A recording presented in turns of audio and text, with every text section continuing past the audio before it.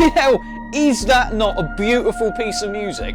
That music was supplied to this channel by Luminist, and that in fact is the original Metroid theme done with synths. It's fucking terrifying. Anyway, so what we've got this week is we have got Metroid and a load of different homebrew Metroid games on the Sega Dreamcast. Let's check it out.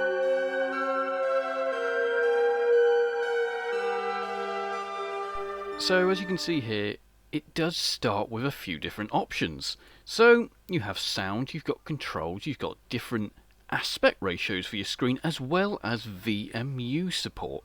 VMU support being a pretty handy thing, being that you can actually save your progress in a Metroid game, which never happened before. Until now obviously, and now it's on the Sega Dreamcast. Now this essentially is a NES emulator with the original NES classic Metroid, as well as some of the NES Metroid homebrew titles, all here as you can see. We're going to look at a few of them today, not all of them, but obviously I would go ahead now and tell you about Metroid, but I'm pretty sure you know the basis of the game. It's Samus, she's there to take on the Metroid and destroy them all. You already knew that.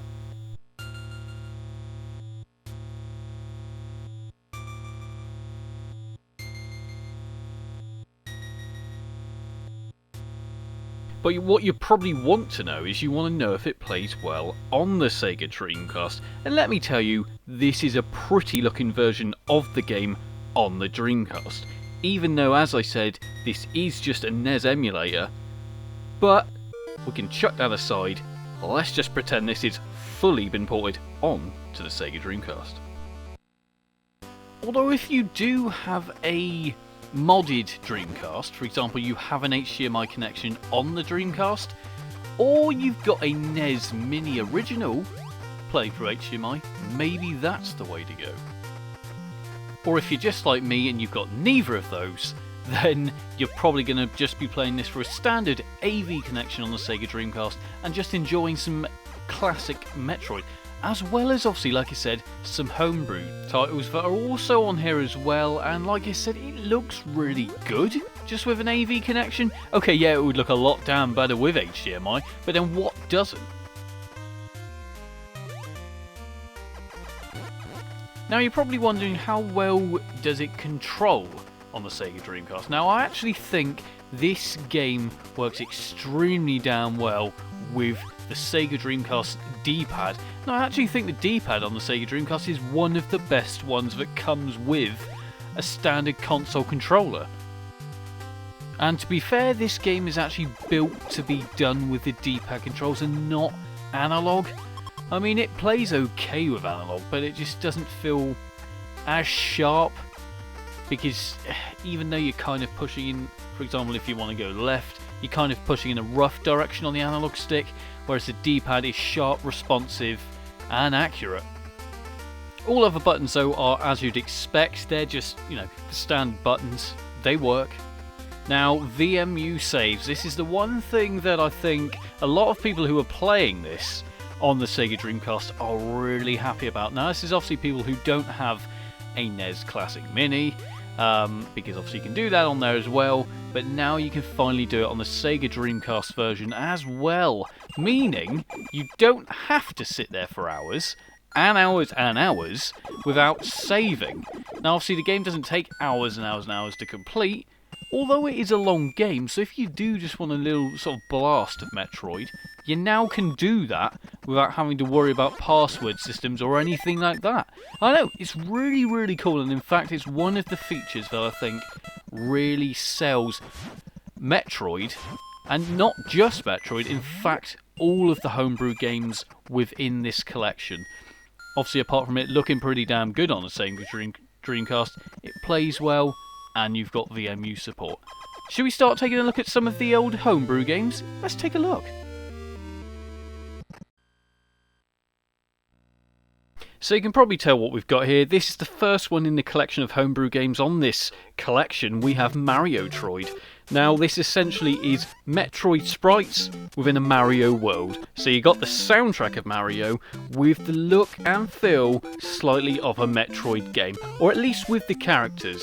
Now, the landscapes are quite clearly Mario, with Samus within it and different Metroid creatures. So, if you want to give it a whirl for about 10 minutes, it's kind of funny, but after 10 minutes, you're not going to take this very seriously. Which is a shame, because it kind of shows a little bit of potential what you really could do with a Metroid, sort of Metroid-Mario clash, but like I said, it's a little bit of fun for 10 minutes, don't take it too seriously. Next up, we have got the ZBen Illusion. Now, this is a really, and in fact, it's probably one of the best looking homebrews within this collection. Very different in sort of style. It kind of, though, almost just looks like they've changed the colours on the textures from the original game, rearranged them and made a different game. Not that that's a bad thing. The only real difference they've made, though, apart from the way it looks, is the way the game actually plays. This game seems like they've turned up the difficulty up by tenfold. Now, let's face it, Metroid originally was really hard anyway, but this is... it's a whole different level. So much so it kicked my ass within about 5 minutes of playing it. But don't get me wrong, this is still a great game to check out, and like I said, it's just nice to see a different variation on the original art style, just done with slightly different colours, and just plays exactly the same. Yeah, okay, the map does slightly change from the original, but, you know, that's what we want with a homebrew, is it looks slightly different. So next up, we have got the Dirty Pair Edition. Now, I'm not a big fan of the name, although I am probably the biggest fan of this one out of the whole entire collection. This is in fact the best looking one out of all of them. I think sound effects, the way it looks, even though again it's pretty much just the standard Metroid game reskinned, but for some reason it just... well, it's not just the standard game reskin. There are a couple different aspects to the way the levels look, but like I said, I just really like the way it looks. It just seems to me to be the one that they've put the most focus on the game itself and not just a gimmick. It looks good, it plays good, and it's just a little bit different. Even the enemies are slightly different, which makes for an all-good homebrew game.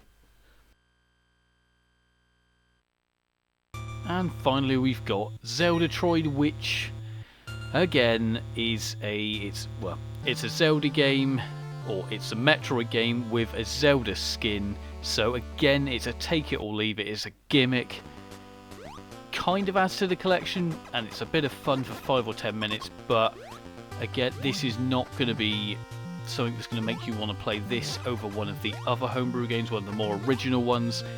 This is just a gimmick. I've been Al from Games Rep. Like and subscribe, and make sure you download this collection because it's really worth it.